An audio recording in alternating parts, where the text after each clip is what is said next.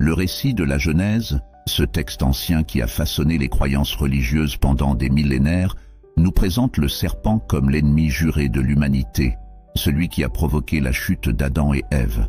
Cependant, une redécouverte troublante dans les textes hébraïques originaux pourrait bouleverser tout ce que nous pensions savoir sur ce personnage énigmatique.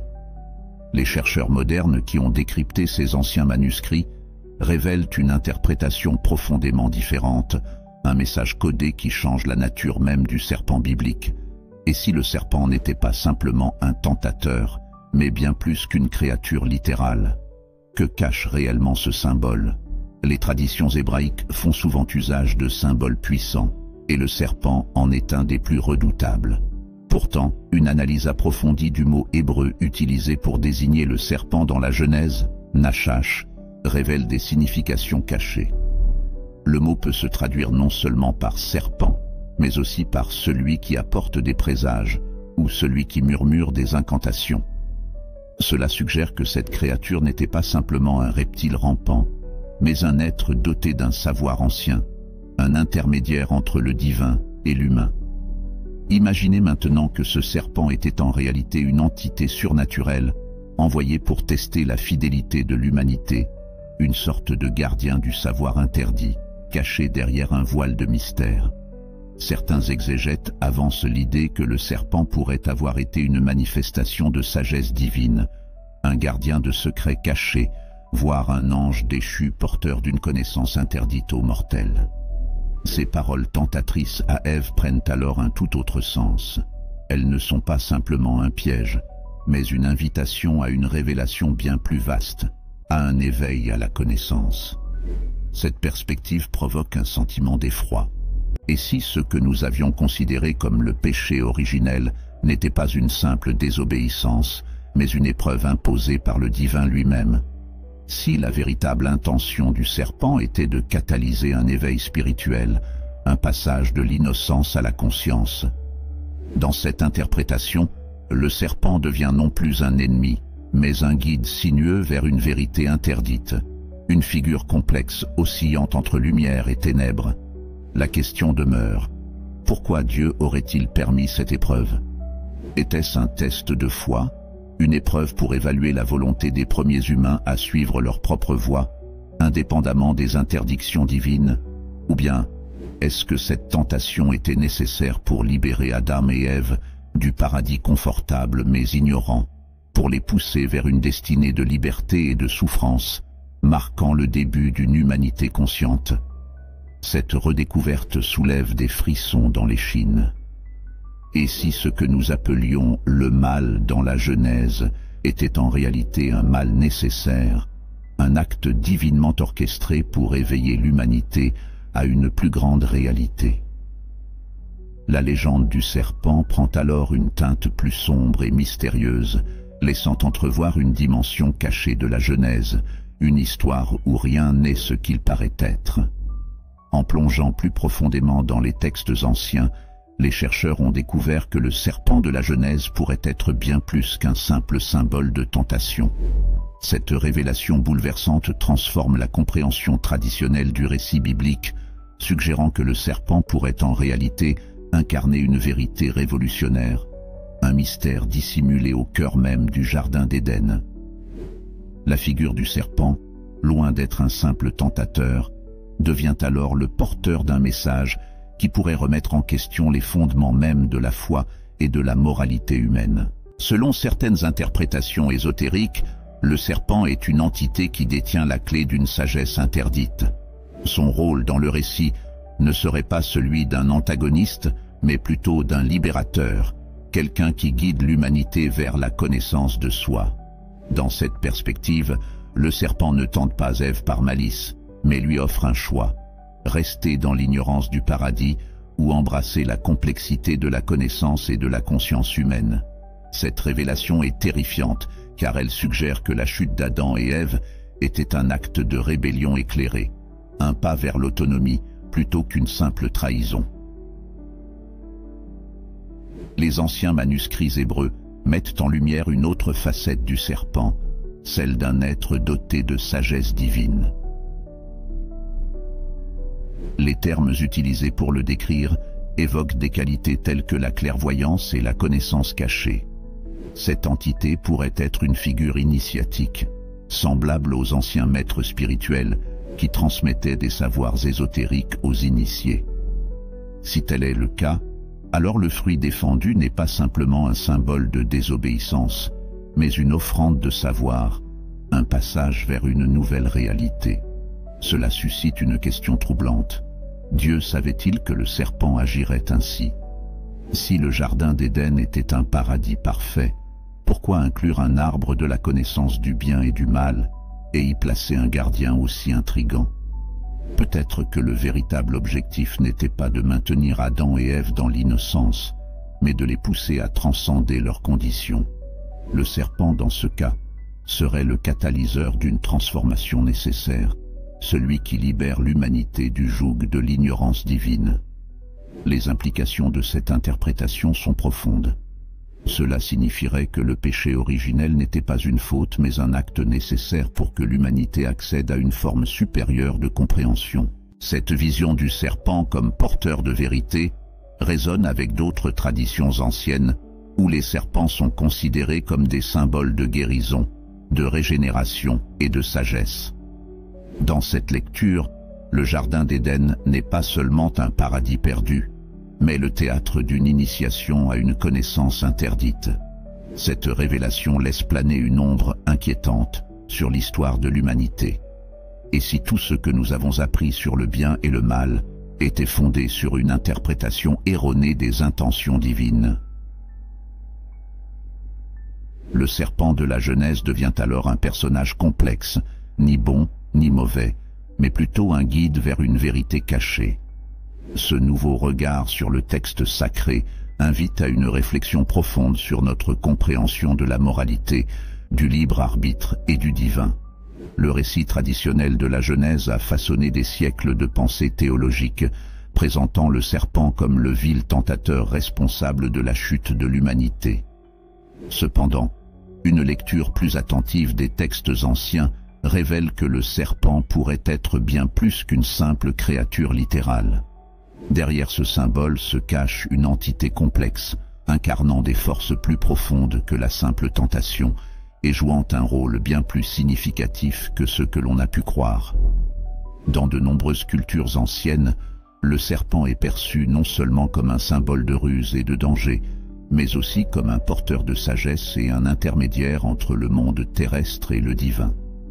Cette dualité se retrouve dans le texte hébraïque originel où le terme Nachash, souvent traduit par serpent, peut aussi signifier enchanteur ou celui qui murmure des secrets. Cela suggère que le serpent de la Genèse pourrait être vu comme un être surnaturel, chargé de transmettre des vérités cachées aux premiers humains. Cette interprétation change radicalement notre perception de son rôle dans le jardin d'Éden. Le serpent ne serait pas seulement un animal qui parle, mais plutôt une figure mythique porteuse de connaissances interdites, une sorte de gardien des mystères divins. Sa présence dans le jardin pourrait alors symboliser l'introduction d'un élément perturbateur nécessaire, une force qui défie l'ordre établi, pour inciter Adam et Ève à découvrir leur véritable potentiel. Ce qui semble au premier abord une trahison, pourrait en réalité être un acte de libération, un moyen d'éveiller l'humanité à une conscience plus élevée. En offrant à Ève le fruit de l'arbre de la connaissance, le serpent ne provoque pas seulement une désobéissance, mais initie une quête pour la compréhension du bien et du mal, un éveil à la dualité qui façonne l'expérience humaine. Cette interprétation ouvre la porte à des questions troublantes. Et si le serpent était un envoyé divin, un messager porteur d'une vérité que Dieu souhaitait secrètement transmettre à l'humanité? Le fruit défendu pourrait symboliser le don de la sagesse, le pouvoir de discerner et de choisir, une capacité qui distingue les humains des autres créatures. Les implications sont vertigineuses.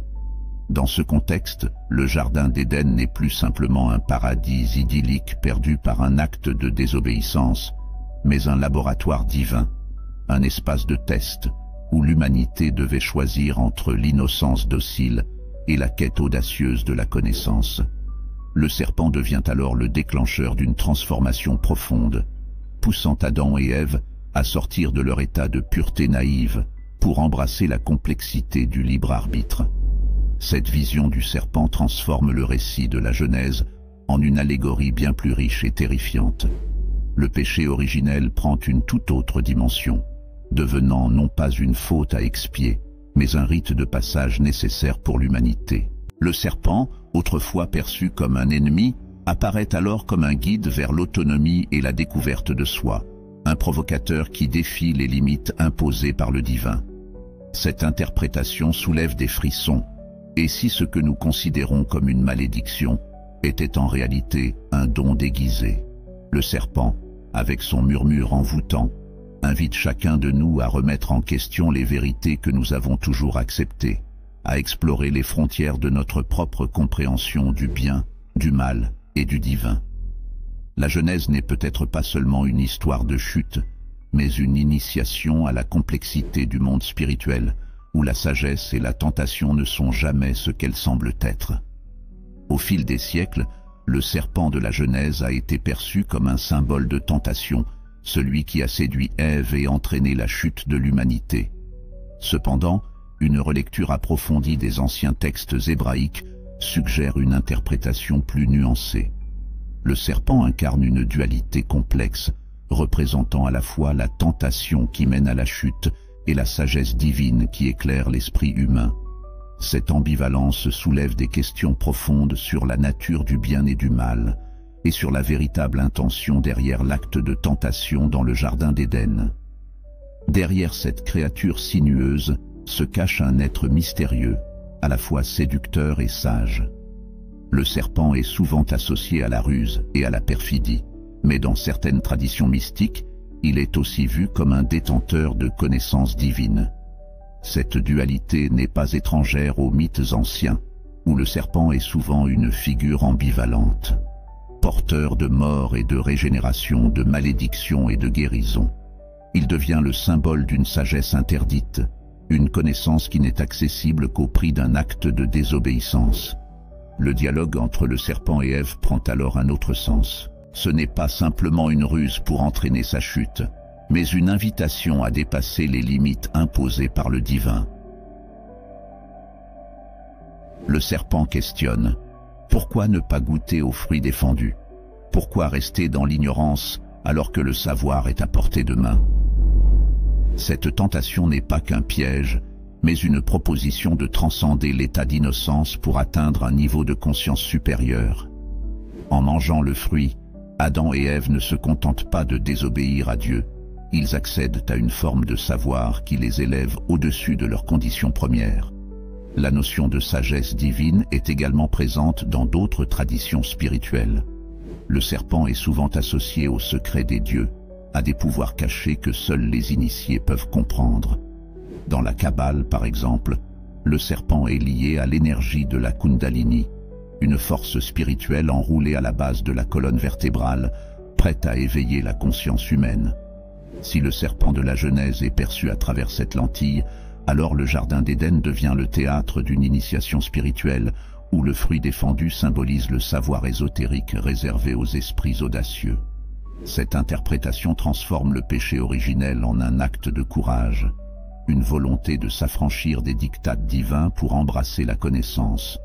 Le serpent devient alors non pas l'ennemi de l'humanité, mais un mentor sombre, un guide vers une illumination qui ne se trouve qu'au-delà des frontières imposées par le divin. La chute n'est plus une malédiction, mais le début d'une quête, un voyage initiatique vers la sagesse. Cependant, ce chemin est semé d'embûches. En embrassant la connaissance, Adam et Ève doivent aussi accepter les conséquences de leur choix, la douleur, la mortalité et la séparation d'avec le divin. Cette dualité, le don de la sagesse et la perte de l'innocence, constitue le cœur du dilemme humain. Le serpent incarne cette tension entre la quête de vérité et les dangers qui l'accompagnent. Et si le véritable message du serpent était une mise en garde déguisée, une invitation à s'éveiller, mais aussi un avertissement des périls de la quête de connaissance? Cette vision du serpent comme à la fois tentateur et sage bouleverse notre compréhension traditionnelle du récit biblique. Cela laisse entrevoir un Dieu plus complexe qui place des obstacles, non pas pour punir, mais pour tester, pour pousser l'humanité à grandir et à évoluer. L'image du serpent dans la Genèse a toujours été entourée de mystères et de controverses. Il est souvent perçu comme l'incarnation du mal, le tentateur qui a précipité la chute de l'humanité. Pourtant, une exploration plus profonde du texte hébraïque révèle une dualité fascinante. Le serpent représente à la fois la sagesse et la chute, un paradoxe qui transcende la simple notion de bien contre mal. Dans le récit de la Genèse, le serpent s'adresse à Ève avec une proposition alléchante, promettant la connaissance du bien et du mal. À première vue, cela semble être une tromperie, un piège tendu pour briser la relation harmonieuse entre Dieu et les premiers humains. Cependant, il est crucial de noter que le serpent ne ment pas. En effet, après avoir mangé du fruit, Adam et Ève ouvrent les yeux et deviennent conscients de leur nudité, une métaphore puissante pour l'éveil de la conscience morale et intellectuelle. Le serpent, loin d'être un simple trompeur, agit ici comme un catalyseur du développement humain, une figure qui incite à l'exploration et à la découverte de soi. Cette dualité du serpent porteur à la fois de lumière et d'obscurité évoque des figures mythologiques similaires dans d'autres cultures anciennes. Par exemple, dans la mythologie grecque, Prométhée vole le feu aux dieux pour le donner aux hommes, un acte à la fois de rébellion et de bienveillance, offrant à l'humanité la possibilité de progresser tout en la condamnant à de nouvelles souffrances. De même, le serpent de la Genèse introduit Adam et Ève à une dimension plus complexe de leur existence, les forçant à quitter l'état de pure innocence pour affronter la réalité du libre arbitre. Le texte biblique semble ainsi contenir une allégorie plus profonde que celle d'une simple transgression. Le serpent, en incitant les humains à manger du fruit de la connaissance, les pousse à embrasser une vérité plus vaste, celle de la dualité inhérente à la vie. Le jardin d'Éden, autrefois un paradis de perfection sans choix, devient alors un lieu de transformation, où la chute n'est pas seulement une déchéance, mais une transition vers un état d'existence plus riche en signification. Cette transition n'est pas sans douleur. Avec la sagesse vient la souffrance, avec la conscience vient la responsabilité, et avec la connaissance vient le poids du choix moral. Le serpent, en ce sens, incarne le paradoxe fondamental de la condition humaine. Le désir de savoir, de comprendre, de s'élever, tout en étant conscient du prix à payer pour cette quête. La chute d'Adam et Ève devient alors une métaphore de la condition humaine, un voyage entre l'ignorance bénie et la conscience douloureuse. Mais au-delà de ce rôle de tentateur et d'initiateur, le serpent peut aussi être vu comme un miroir des peurs humaines.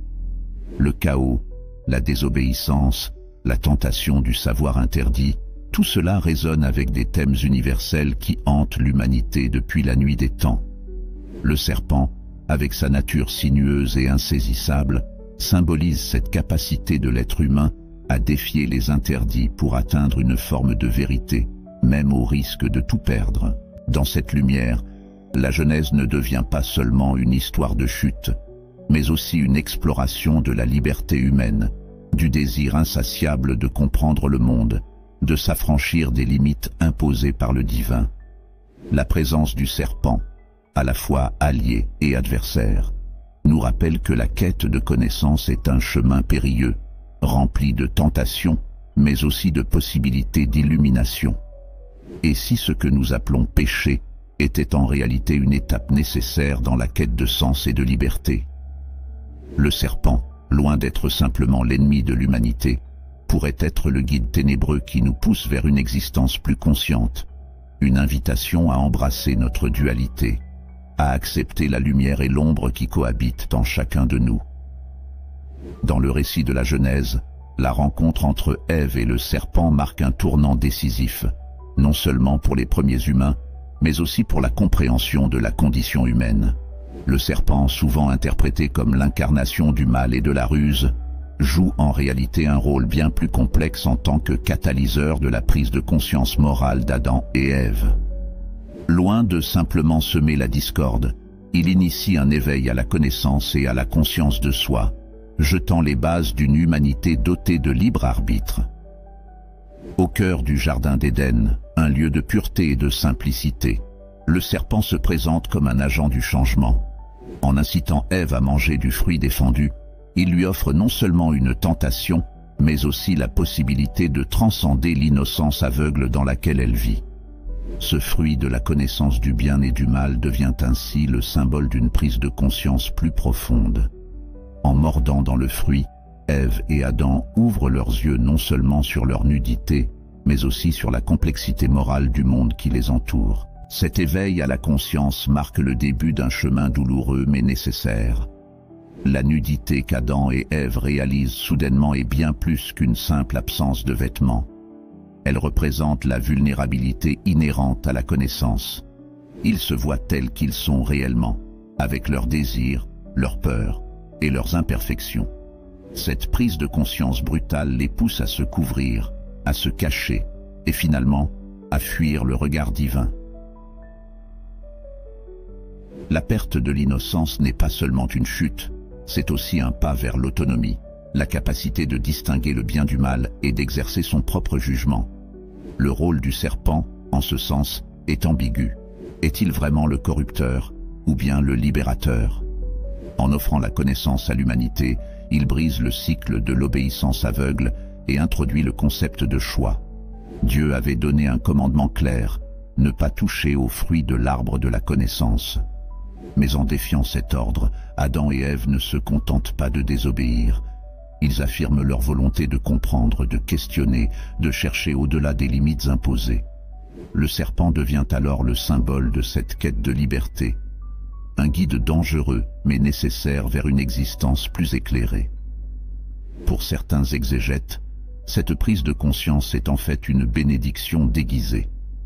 La chute d'Adam et Ève inaugure non pas une simple punition, mais le début d'une aventure humaine marquée par le libre arbitre, la responsabilité et la quête de sens. En ce sens, le serpent ne serait pas l'ennemi de l'humanité, mais un instrument divin pour éveiller l'homme à sa propre potentialité. L'éveil à la connaissance du bien et du mal marque la fin de l'enfance spirituelle de l'humanité, ouvrant la voie à une existence faite de choix, de dilemmes et de liberté. Mais cette liberté a un prix. En goûtant aux fruits, Adam et Ève acceptent aussi le fardeau du savoir, avec toutes ses implications. Ils découvrent la douleur, la honte, la culpabilité, des émotions inconnues jusqu'alors. La Genèse ne décrit pas seulement une chute, elle raconte l'histoire du premier acte de rébellion humaine, celui qui pousse l'homme à sortir du confort du paradis pour entrer dans le monde réel, un monde où chaque décision est un test de sa moralité. Et si, au lieu de le voir uniquement comme le corrupteur, nous voyons le serpent comme le déclencheur d'une évolution nécessaire? Il apporte non pas une malédiction, mais un don ambigu, celui de la conscience. Adam et Ève ne sont plus des créatures naïves, ils deviennent des êtres capables de discernement, avec toutes les complexités que cela implique. Ainsi, le serpent dans la Genèse n'est pas simplement une figure du mal. Il symbolise l'éveil de la conscience, le catalyseur de la moralité humaine et le guide vers une existence où la liberté de choix est à la fois une bénédiction et une malédiction. Cette dualité continue de fasciner, de troubler et d'interroger les générations sur le sens profond de la liberté et de la connaissance. Le récit traditionnel du péché originel a souvent été perçu comme un acte de désobéissance envers Dieu, une transgression qui a conduit à la chute de l'humanité. Pourtant, en explorant le texte hébraïque de la Genèse, il est possible de réinterpréter cet épisode non pas comme une simple faute, mais comme un chemin vers l'autonomie et la connaissance humaine. Le serpent, loin d'être uniquement le tentateur diabolique, apparaît comme un instrument de libération, incitant Adam et Ève à embrasser leur potentiel de discernement.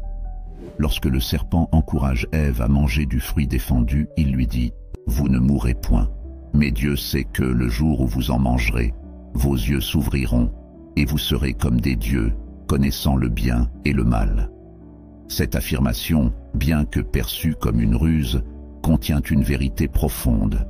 En mangeant le fruit, Adam et Ève accèdent à un savoir divin, une capacité à distinguer le bien du mal, qui était jusqu'alors réservée à Dieu seul. Leurs yeux s'ouvrent littéralement à une nouvelle dimension de la réalité, une transformation qui marque le passage de l'innocence à la conscience éclairée. Le concept de péché prend ici une tournure différente. Au lieu d'être un acte de rébellion pure, il devient un acte d'émancipation, un choix courageux d'affronter les conséquences de la connaissance. En ce sens, le Jardin d'Éden n'est pas seulement un paradis perdu, mais un terrain d'apprentissage, un lieu où l'humanité fait ses premiers pas vers la liberté intellectuelle. Adam et Ève, en défiant l'interdiction divine, montrent leur désir inné d'apprendre et de comprendre, même si cela signifie assumer le poids du libre arbitre. Cette réinterprétation remet en question la vision traditionnelle d'un Dieu punitif. Plutôt que de condamner les premiers humains pour leur désobéissance, ce récit pourrait être vu comme une invitation divine à évoluer. Dieu, en plaçant l'arbre de la connaissance au milieu du jardin, savait que la curiosité humaine finirait par l'emporter. Le véritable test n'était pas simplement d'obéir aveuglément, mais de choisir entre la sécurité de l'ignorance et la complexité de la connaissance. En ce sens, le péché originel devient un rite de passage, une étape cruciale dans l'évolution morale et intellectuelle de l'humanité. La sortie du Jardin d'Éden symbolise alors le début de la quête humaine pour la compréhension. Adam et Ève, chassés de ce paradis idyllique, entrent dans un monde où chaque choix est un pas vers la découverte de soi et de l'univers. Ils ne sont plus des créatures passives dans un environnement parfait, mais des acteurs de leur propre destin, capables d'apprendre, de grandir et de se réinventer. La douleur, le labeur et les épreuves qui les attendent sont les nouveaux outils de leur apprentissage, des étapes nécessaires pour atteindre une véritable sagesse. Dans cette optique, le serpent devient une figure paradoxale, un provocateur, certes, mais aussi un libérateur, un guide vers une existence plus riche et plus profonde. Loin d'être un simple agent du mal, il représente le défi perpétuel de la quête humaine pour la vérité. En incitant Adam et Ève à manger du fruit, il ne les conduit pas à leur perte, mais à une forme supérieure de vie, celle où chaque action a des conséquences, où chaque décision forge l'avenir. Et si le véritable message du récit de la Genèse n'était pas de condamner l'humanité pour sa curiosité, mais de célébrer son courage à explorer l'inconnu? Cette vision plus nuancée du péché originel ouvre des perspectives fascinantes sur le rôle de la connaissance dans notre existence. Elle nous invite à repenser la notion de faute, non pas comme un échec, mais comme une partie intégrante de la condition humaine, une porte vers la liberté et l'autonomie. Alors que le récit de la Genèse touche à sa fin, un voile de mystère continue de planer sur la véritable signification du serpent et de l'arbre de la connaissance. Si la tradition religieuse a souvent associé cet épisode au concept de péché, d'autres interprétations offrent une perspective plus nuancée, invitant à voir le serpent comme un messager porteur de sagesse divine. Peut-être, en fin de compte, le véritable enjeu du Jardin d'Éden n'était-il pas la désobéissance, mais plutôt la révélation d'une voie vers l'illumination. La Genèse ne raconte pas seulement l'histoire d'une chute, elle évoque un voyage initiatique où le serpent catalyse l'éveil spirituel de l'humanité. En mangeant du fruit, Adam et Ève acquièrent non seulement la connaissance du bien et du mal, mais aussi la capacité de transcender leur existence initiale, en quête de vérité et d'autonomie. Cet éveil ne marque pas la fin du lien avec le divin, mais le début d'une relation plus complexe, où l'homme doit naviguer entre la sagesse et la tentation, la foi et la raison. Le Jardin d'Éden devient ainsi le symbole d'une innocence perdue, mais aussi d'une liberté gagnée. Adam et Ève, bien qu'expulsés de ce paradis luxuriant, ne sont pas laissés sans ressources. Ils portent désormais en eux la flamme de la connaissance, un feu qui ne peut être éteint, un désir insatiable de comprendre l'univers et leur place en son sein. Ce désir de savoir, incarné par le serpent, continue de brûler dans le cœur de chaque être humain, nous poussant à explorer, à remettre en question et à chercher la vérité, même au risque de tomber. Le serpent, loin d'être simplement le symbole du chaos ou de la tentation, se révèle être le gardien d'un secret ancien, celui de la quête infinie de la sagesse. Cette figure ambiguë, à la fois crainte et respectée, nous rappelle que la vie elle-même est un chemin parsemé d'épreuves, où chaque erreur est une leçon, chaque doute une invitation à creuser plus profondément. Le véritable défi n'est pas d'éviter le fruit défendu, mais de savoir comment en tirer les enseignements nécessaires pour grandir. Ainsi, l'histoire du serpent dans la Genèse nous invite à une réflexion plus profonde sur le bien et le mal, sur la connaissance et l'ignorance. Elle nous pousse à embrasser nos faiblesses, nos erreurs, et à les voir non pas comme des fautes irréparables, mais comme des opportunités de transformation. La quête de la sagesse, incarnée par le serpent, devient alors le plus grand des voyages, un périple vers la compréhension de soi et du monde qui nous entoure. Merci d'avoir suivi cette exploration fascinante du serpent de la Genèse et de ses multiples significations. Nous espérons que cette réinterprétation vous a ouvert de nouvelles perspectives sur l'un des récits les plus anciens de l'humanité. Ce voyage dans le texte sacré nous rappelle que chaque symbole, chaque personnage, porte en lui des vérités cachées, prêtes à être découvertes par ceux qui osent questionner et chercher au-delà des apparences. Si cette histoire vous a captivé, nous vous invitons à approfondir encore plus votre connaissance des textes anciens. Que ce soit à travers des lectures, des débats ou des méditations, n'hésitez pas à embrasser cette quête de sagesse. Partagez vos réflexions, vos questions, et engagez-vous dans des discussions pour explorer davantage le mystère de la Genèse et de ses enseignements. N'hésitez pas à aimer, commenter et partager cette histoire avec d'autres curieux en quête de vérité. Ensemble, continuons à explorer les mystères qui façonnent notre compréhension du monde. Merci encore pour votre attention, et à bientôt pour une nouvelle exploration fascinante.